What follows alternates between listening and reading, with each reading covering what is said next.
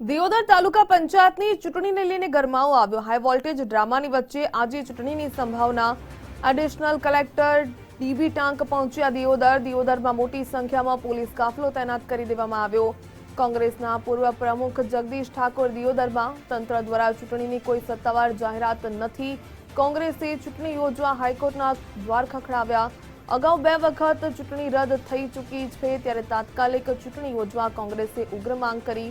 પંચાયતની સત્તા માટે ભાજપ કોંગ્રેસની વચ્ચે જંગ, ત્યારે બહુમતી હોવા છતાં કોંગ્રેસને સત્તા ગુમાવવાનો ડર। ભાજપ સત્તા મેળવવા પ્રયાસ કરતો હોવાનો પણ આક્ષેપ। કોઈપણ સમયે ચૂંટણી માટે કોંગ્રેસ તૈયાર હોવાનો દાવો। હાઈ વોલ્ટેજ ડ્રામા જે પ્રકારે જોવા મળ્યો હતો, કોંગ્રેસના સભ્યો અને સાંસદ જ્ઞાનીબેન ઠાકોર પણ ધરણા પર ઉતરી ગયા હતા, જે સમગ્ર મામલો સામે આવ્યો હતો। ત્યારે દિયોદરમાં આજે ચૂંટણી થવાની સંભાવના છે। એડિશનલ કલેક્ટર ડીબી ટાંક દિયોદર પહોંચ્યા। દિયોદરમાં મોટી સંખ્યામાં પોલીસ કાફલો પણ તૈનાત કરી દેવામાં આવ્યો છે। ત્યારે કોંગ્રેસના પૂર્વ પ્રમુખ પણ જગદીશ ઠાકોર દિયોદરમાં હોવાની જાણકારી। તંત્ર દ્વારા ચૂંટણીની કોઈ સત્તાવાર જાહેરાત નથી, જો કે કોંગ્રેસે ચૂંટણી યોજવા હાઈકોર્ટના દ્વાર ખખડાવ્યા। અગાઉ 2 વખત ચૂંટણી રદ થઈ ચૂકી છે, તાત્કાલિક ચૂંટણી યોજવા કોંગ્રેસે ઉગ્ર માંગ કરી। પંચાયતની સત્તા માટે ભાજપ કોંગ્રેસની વચ્ચે જંગ, બહુમતી હોવા છતાં કોંગ્રેસને સત્તા ગુમાવવાનો ડર અને ભાજપ સત્તા મેળવવા પ્રયાસ કરતો હોવાના પણ આક્ષેપો લાગ્યા। કોઈપણ સમયે ચૂંટણી માટે કોંગ્રેસ તૈયાર હોવાનો દાવો પણ કરવામાં આવી રહ્યો છે। જે પ્રકારે કહી શકાય કે સમગ્ર હાઈ વોલ્ટેજ ડ્રામા જોવા મળ્યો હતો। વધુ વિગત મેળવીએ સહયોગી વિજય દેસાઈ પાસેથી। વિજય, દિયોદર તાલુકા પંચાયતની ચૂંટણી લઈને ગરમાવો જોવા મળી રહ્યો છે। ખાસ કરીને કોંગ્રેસની વાત કરીએ તો કોંગ્રેસ ચોક્કસપણે બહુમતી હોવા છતાં તેને ક્યાંક સત્તા ગુમાવવાનો ડર છે, અને ભાજપ સત્તા મેળવવા માટે પ્રયાસ કરતો હોવાના પણ આક્ષેપો લાગ્યા હતા। ધરણા પર ઉતરી ગયા હતા, ઝપાઝપીના દ્રશ્યો પણ જોવા મળ્યા હતા। શું લાગી રહ્યું છે કે આજે કયા પ્રકારના દ્રશ્યો જોવા મળી શકે છે? આજે ચૂંટણી થઈ શકે છે કે કેમ? ચોક્કસપણે આજે ચૂંટણી તાલુકા પંચાયતના હોદ્દેદારોની થાય તેવી શક્યતા સેવાઈ રહી છે, કારણ કે એક બેઠક પણ અત્યારે પ્રાંત કચેરી ખાતે યોજાઈ રહી હોય તેવી માહિતી સામે આવી રહી છે। આપણી સાથે બનાસકાંઠા જિલ્લા કોંગ્રેસના પ્રમુખ ગુલાબસિંહ પણ જોડાયા છે।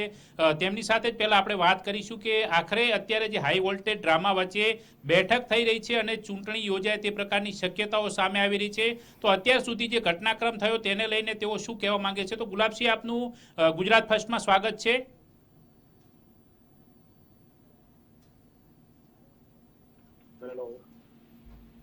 લાગે છે સંપર્ક નથી થઈ રહ્યો, પરંતુ આપણી સાથે બનાસકાંઠા જિલ્લા કોંગ્રેસના પ્રમુખ ગુલાબસિંહ રાજપૂત જોડાયા છે। તેમની સાથે વાત કરીશું કે આખરે આ દિયોદર તાલુકા પંચાયતની ચૂંટણીનો પેચ ક્યાં અટકાયો છે, કારણ કે અત્યાર સુધી ચૂંટણી થઈ નથી અને હજી પણ બેઠકો ચાલી રહી છે તેને લઈને। ગુલાબસિંહ, સૌથી પહેલો જ એ પ્રશ્ન છે કે આખરે ક્યાં પેચ અટવાયો છે? જે રીતે દિયોદરના લોકોએ કોંગ્રેસને સમર્થન આપ્યું, કોંગ્રેસને મેન્ડેટ આપી તાલુકા પંચાયતમાં બહુમતી આપી, ગુજરાત રાજ્યમાં મોટે ભાગે બીજેપીની તાલુકા જિલ્લા પંચાયત બની, પણ એમને એમ છે કે દિયોદરની અંદર કેમ અમારી ના બની, કેમ લોકો જતા, પણ લોકોની લોકશાહીમાં જે ચુકાદો સર્વમાન્ય રાખવો પડે।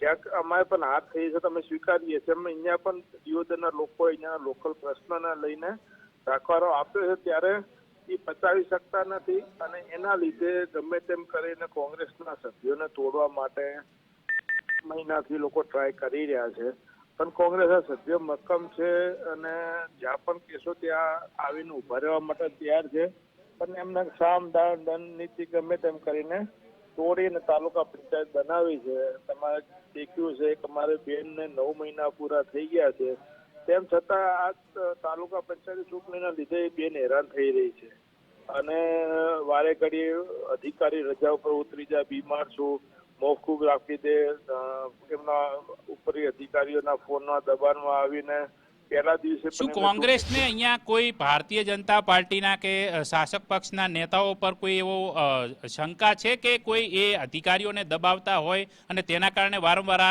ચૂંટણી પ્રક્રિયા મોકૂફ રાખવી પડે છે? ભાજપના મંત્રીઓ, કેબિનેટ કક્ષાના જે પ્રભારી મંત્રી છે, સાથે અહીંયાના લોકલ જે ભાજપના વાવથરા જિલ્લાના જે આગેવાનો છે, એ તમામની સંડોવણી છે ને એક અધિકારીઓ જે ડીડીઓ ખુદ રજા ઉપર ઉતરી ગયા છે, ત્યારે કલેક્ટર હાજર નથી થયા, ફોન ચૂંટણીના દિવસે પણ ફોન બંધ કરી નાખ્યા એમને, અને એસડીએમ ની તબિયત પણ સારી હતી પણ ખોટી રીતે બીમાર કરીને હોસ્પિટલમાં એમને એડમિટ કરીને 3 દિવસની રજા પર ઉતારી દીધા. આપણી સાથે ભાજપ નેતા સરદારસિંહ વાઘેલા છે, તેઓ પણ જોડાય છે. તેમને પૂછીશું કે આખરે ભારતીય જનતા પાર્ટીને આ જે તાલુકા પંચાયતમાં સ્પષ્ટ બહુમતી કોંગ્રેસની હોવા છતાં આ ચૂંટણી પ્રક્રિયા અટકાવવામાં આવે છે, તો તેને લઈને ભારતીય જનતા પાર્ટીની શું પ્રતિક્રિયા રહેલી છે? હાજી આજે દિયોદર તાલુકા પંચાયતની અંદર કોંગ્રેસને સ્પષ્ટ બહુમતી છતાં વારંવાર ચૂંટણી પ્રક્રિયા અટકાવવામાં આવે છે અને મોકૂફ રખાય છે.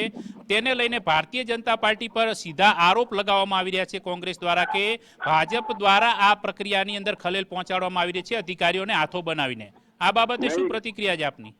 કોંગ્રેસના લોકોએ પણ એવું બેહુદું વર્તન કર્યું છે. એસડીએમ ની સાથે એસડીએમ એક જવાબદાર અધિકારી હોય છે, એના ઉપર હુમલો ન થાય એમના પણ શર્ટ બીજો ફાડી નાખી અને એમના ગંભીર પ્રકારનો ટોળા દ્વારા સામૂહિક રીતે કોઈ પણ ચૂંટણીને જ્યારે સામૂહિક અંદર ચૂંટણીના સભ્યોએ જ્યારે થયું તો ચૂંટણી અધિકારીની ફરજ બને છે કે કોઈ પણ હોબાળો થાય તો ચૂંટણી એક દિવસ પૂરતી મુલતવી રાખીને બીજા દિવસે પણ થઈ શકતી હતી. પરંતુ એકદમ કોંગ્રેસના કાર્યકરોએ આવેશમાં આવી અને કોઈ પણ સરકારી અધિકારી ઉપર એના ઉપર એકદમ સામૂહિક રીતે બધા લોકો એના ઉપર તૂટી પડવું અને એમના શર્ટ પણ ફાડી નાખ્યું છે. તમે વિચાર કરો, જયારે એવી રીતની હાલત થાય ત્યારે એમને ગંભીર રીતે ટોળાની અંદર એમને એમનો આઈબીપી થતા એમને હોસ્પિટલની અંદર દાખલ થયેલા છે.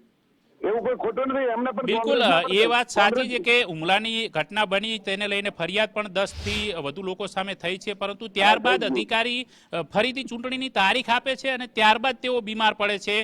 એને લઈને પણ આરોપ થાય છે કે આ અધિકારી તો સ્વસ્થ હોવા છતાં બીમારીનું નાટક કરી રહ્યા છે અને ભાજપના કારણે પ્રેશરના કારણે અધિકારી આ પ્રકારે ચૂંટણી મોકૂફ રાખે છે. જો ચૂંટણી અધિકારી કરવામાં આવ્યું નથી, ભારતીય જનતા પાર્ટી દ્વારા કોઈ પ્રેશર કરવામાં આવ્યું નથી. જ્યારે અધિકારીના ઉપર સામૂહિક એક ટોળા દ્વારા એમના ઉપર હુમલો કરે તો એ સ્વાભાવિક છે કે જ્યારે એમની હાલત ખરાબ થતા એમને આઈબીપી થતા હોસ્પિટલમાં દાખલ થયા છે.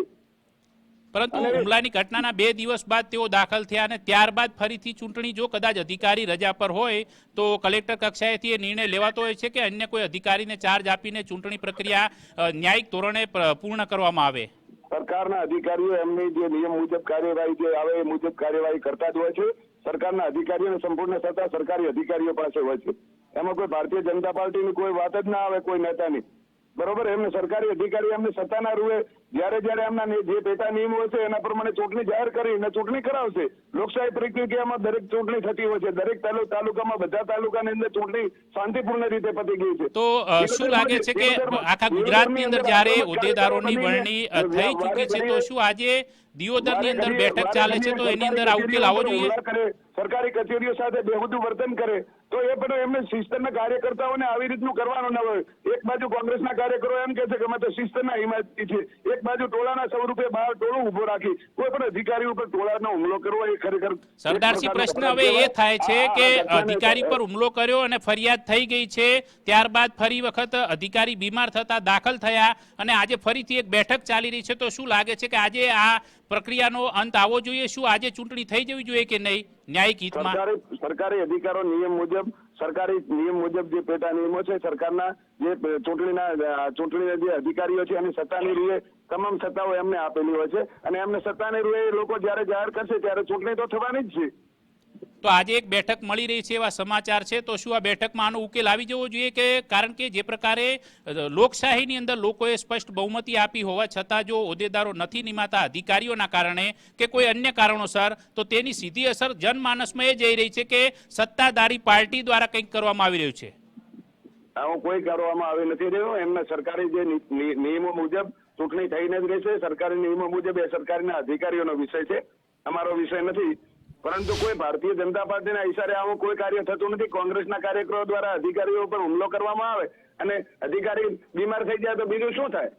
બિલકુલ સરદારસિંહ, આપનો આભાર. આપ ગુજરાત ફર્સ્ટ સાથે જોડાયા. તો અહીંયા ભારતીય જનતા પાર્ટીનો સીધો દાવો એવો છે કે આમાં ભાજપનો કોઈ રોલ નથી, પરંતુ બીજી તરફ કોંગ્રેસ દ્વારા જે આરોપ લગાવવામાં આવ્યા છે, સાંસદ ગેનીબેને આજે પોલીસ અધિકારીઓ એલસીબી પીઆઈ પર પણ આરોપ લગાવ્યા છે કે તેઓ સીધી રીતે હોર્સ ટ્રેડિંગની અંદર સામેલ છે ને તાલુકા પંચાયતની સત્તા આંચકવા માટે ભાજપને મદદ કરી રહ્યા છે તેવો આરોપ પણ લગાવ્યો હતો. જો કે હવે કોંગ્રેસના અન્ય દિગ્ગજ નેતાઓ છે, પૂર્વ પ્રદેશ પ્રમુખ અને પૂર્વ સાંસદ જગદીશ ઠાકોર પણ દિયોદર દિયોદરમાં છે, એની સાથે સાથે અન્ય મોટા નેતાઓ પણ અત્યારે દિયોદરમાં છે ને ત્યાં એક ઉચ્ચ સ્તરીય બેઠક છે તે પ્રાંત કચેરી ખાતે થઈ રહી છે ને તે બેઠકની અંદર સંભવત રીતે એક ઉકેલ આવી શકે છે કે આજે જે તાલુકા પંચાયતના હોદ્દેદારોની વરણી થાય અને પ્રમુખ ઉપપ્રમુખની ચૂંટણી છે તે પૂર્ણ કરવામાં આવે. જો કે જોવાનું એ રહેશે કે આ બેઠકની સાથે સાથે પોલીસનો ચુસ્ત બંદોબસ્ત છે દિયોદર તાલુકા પંચાયત કચેરીની આસપાસ ગોઠવી દેવામાં આવે છે, જેના કારણે લોકો મોટી સંખ્યામાં એકઠા ન થાય. સાથે કલેક્ટરનું જાહેરનામું પણ છે કે વધુમાં વધુ લોકો સરઘસ કાઢવા કે જાહેર સભા પર ત્યાં પ્રતિબંધ લગાવવામાં આવેલો છે. એટલે હવે જોવાનું એ રહેશે કે આખા ગુજરાતની અંદર જ્યારે હોદ્દેદારોની વરણી થઈ ચૂકી હોય સ્થાનિક સ્વરાજની ચૂંટણીના વીત્યાના 1 મહિના બાદ, પરંતુ દિયોદરમાં શું હવે 1 મહિના બાદ આજે હોદ્દેદારો અંગેનો નિર્ણય લેવાશે કે કેમ તેને લઈને હજી અસમંજસ છે, પરંતુ સારા સમાચાર મળશે એ પ્રકારના અહેવાલ અત્યારે ત્યાંથી આપણને મળી રહ્યા છે. જી ધન્યવાદ તમામ જાણકારી સાથે જોડાવા બદલ.